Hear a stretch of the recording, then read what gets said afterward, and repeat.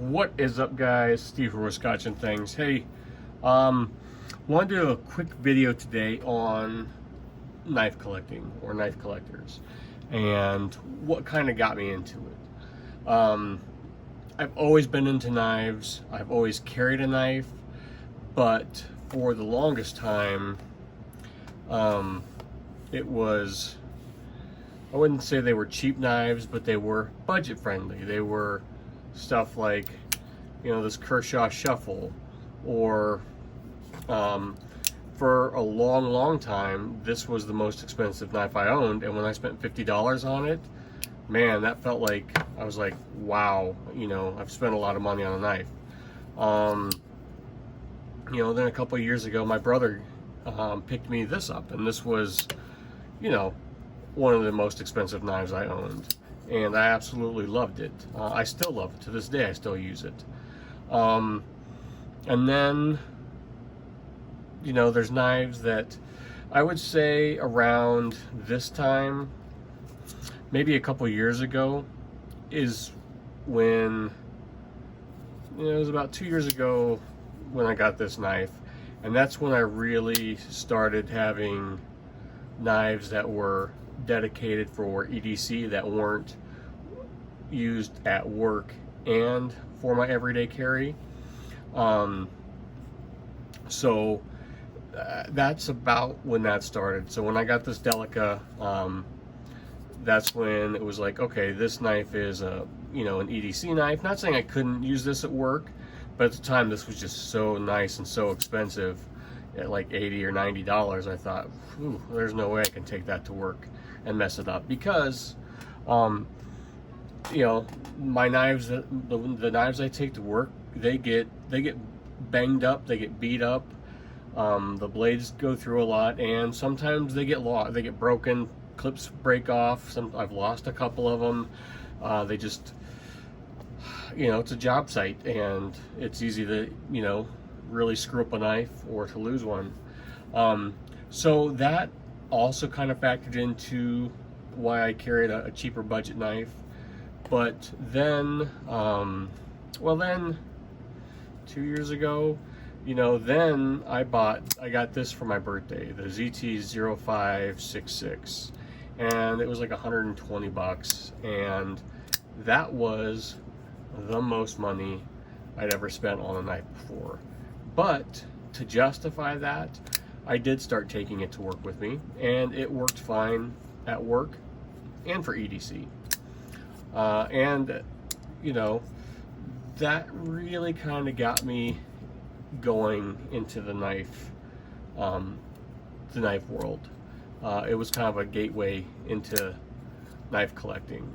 My brother, I'd always been a knife user. My brother was more of a collector. I would look at his collection, and he did have a lot of high dollar knives, stuff that I would always kind of like, someday I'll get that, someday I'd get something like that. Well, then what happened? 2020 happened. Pandemic hit, and next thing we knew, ammo was out everywhere, guns were out everywhere, and then when you could find something, it was truly just super expensive. Guns, ammo, everything became so ridiculously expensive. I decided to hold off buying for a while, and so what that did was free up money that I used on guns and shooting, and it allowed me to buy knives. And it realized, like, I spent a lot of money on shooting. Guns are expensive. On average, I would get between 2 and 3 guns a year. So that being said, I purchased 2 new Glocks last year and an AR pistol.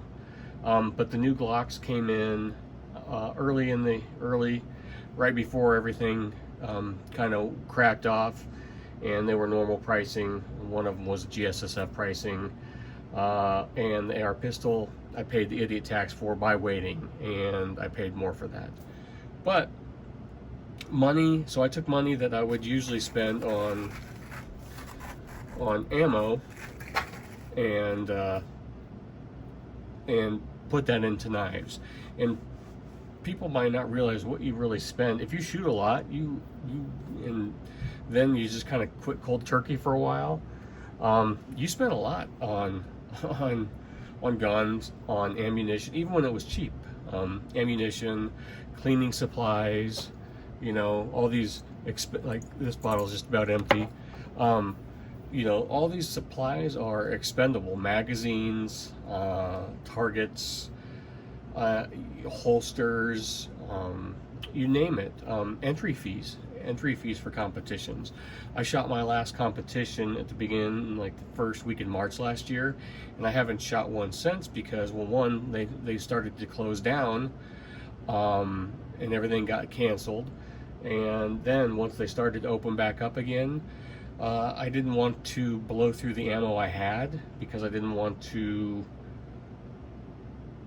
you know, waste money on ammo that was way overpriced to replace it. So that being said, then it was on to knife collecting.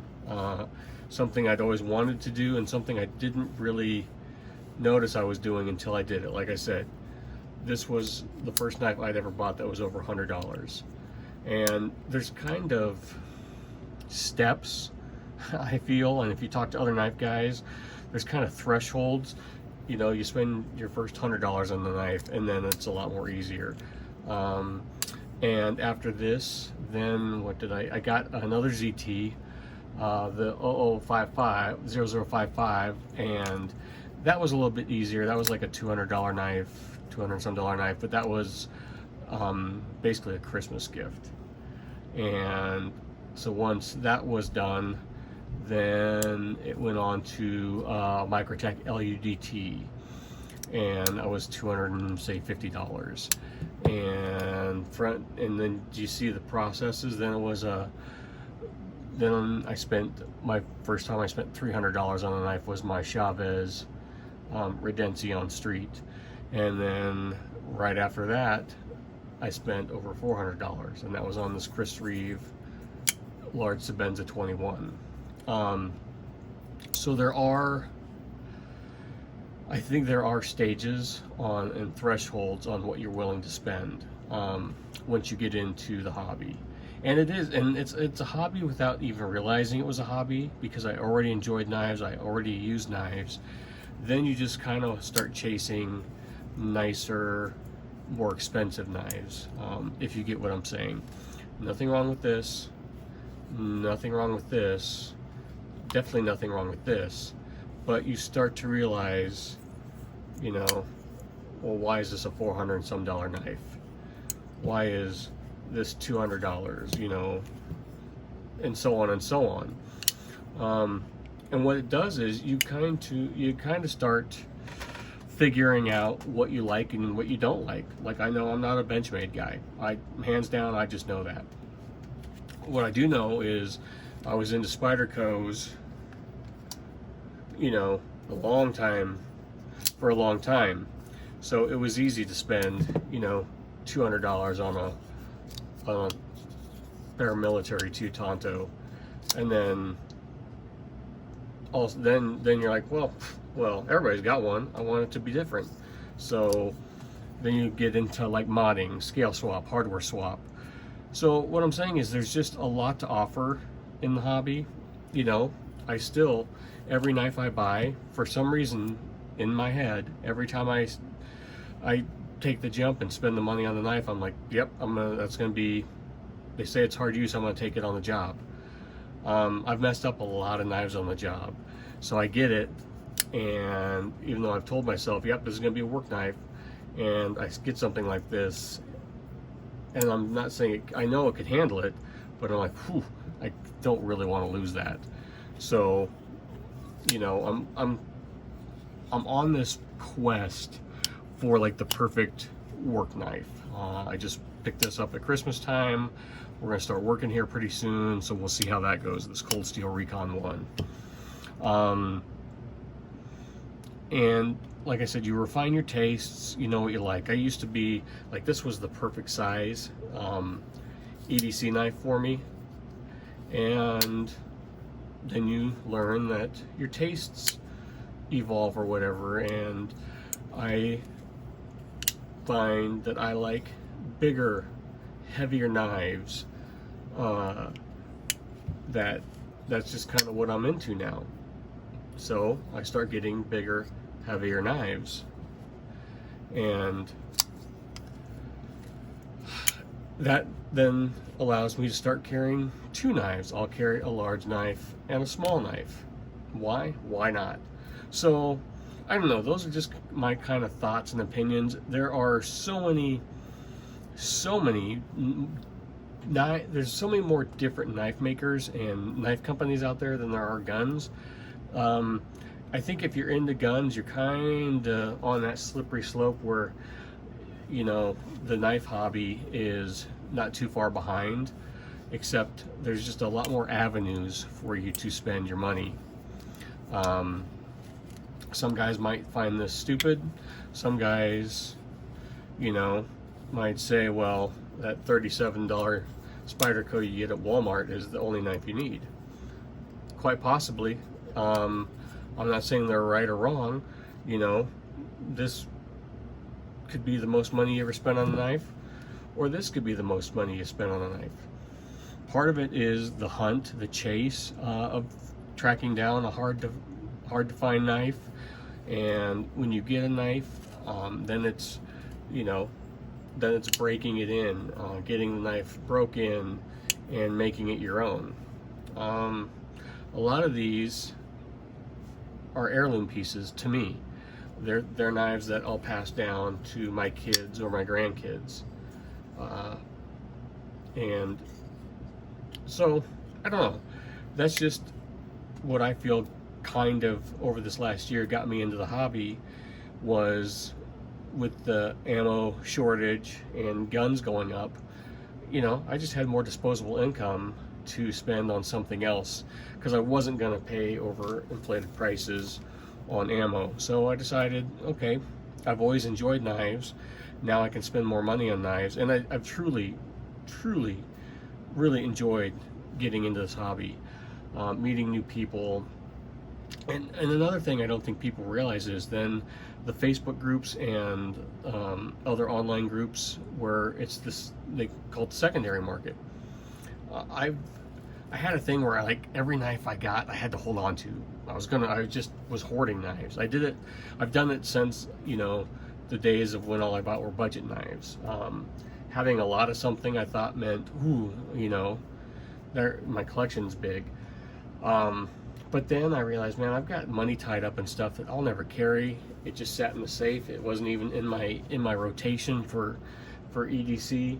And the nice thing about knives is, a lot of times you buy something and you can try it out, you know, test drive it for a while, use it, see if you like it, and sometimes you make money on them, sometimes you lose a little bit of money on them, sometimes you break even. But even if you lose money, on a quality knife, you're not going to lose a lot of money. Like these Tantos, a lot of people are selling them for more than they paid for them. They're selling them for right at what they paid for them. Same thing with Chris Reeves. They're always around what you paid for them unless it's really beat up. So it's allowed me to get into other things by selling knives and trading knives. Like I said, there's a Facebook group for every single knife you can imagine, every single maker, and it allows you to really get into something you would have never ever tried before. And you can kind of figure out your taste too. Do you like the drop shut action? Do you like stuff that's on, you know, ball bearings compared to washers? It's really a huge world for you to explore and find out what you like. And don't listen to, you know, you can go on YouTube and watch these knife reviews and find out what guys like me and other people think about them. But it's really handy. I mean, you'll really kind of develop your own taste. You'll know what you like just by looking at something. Some people might think this is the ugliest knife in the world and the most impractical. But to me, it's, in my head, it just makes total sense. So that's for you to decide. And I'll do a knife collection video sometime and show you all my knives. I just kind of wanted to, I've been kicking this idea around for a while, and I see where, like, all of a sudden, like, boom, over the last year, my knife collection has just blown up, and the amount of money I spend on a knife has just blown up, and it is because of that. It doesn't mean when ammo, if it ever comes back down to normal prices, that I'll stop collecting. I've got the bug now. Part of that is the fun. The hunt is hunting down stuff that's hard to get, and it's the chase. It was the chase on a Strider for a long time. Strider was the pinnacle to me, and I chased that thing for 4 or 5 months before I got it, and then I enjoyed it for 4 or 5 months, and then I traded it for something that was worth more money, because Striders hold a, you know, their trade value and sale value is more than their original purchase price, which is kind of neat. So that allowed me to get that knife and enjoy it for a long time, and it was something I thought I would never sell or trade, but then in the end I thought I can always get another one. Nothing here is irreplaceable, even though some pieces, you know, are stuff that you want to have forever and hand down, but you can always find another one, and that's part of the fun, is the hunt. So I don't know, guys, like, share, subscribe, comment down below, let me know what you think. And some people might think it's crazy to spend this amount of money on a knife, but it's something that you can use every day. I mean, there are some people that just, I mean, they safe clean their knives, like, but this has gotten some pocket time, and it will go through my month-long carry review once it's time for it, and then once that's done, then it'll go into my EDC rotation. So same thing on, you know, all these other knives. They all get carried and they all get used. So, you know, they might not make it, you know, this will probably not make it to the job site like this does, but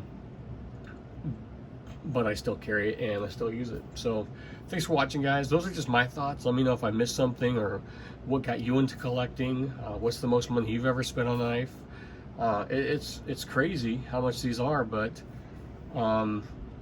if you think about it, they'll last you forever if you take care of them. So yeah,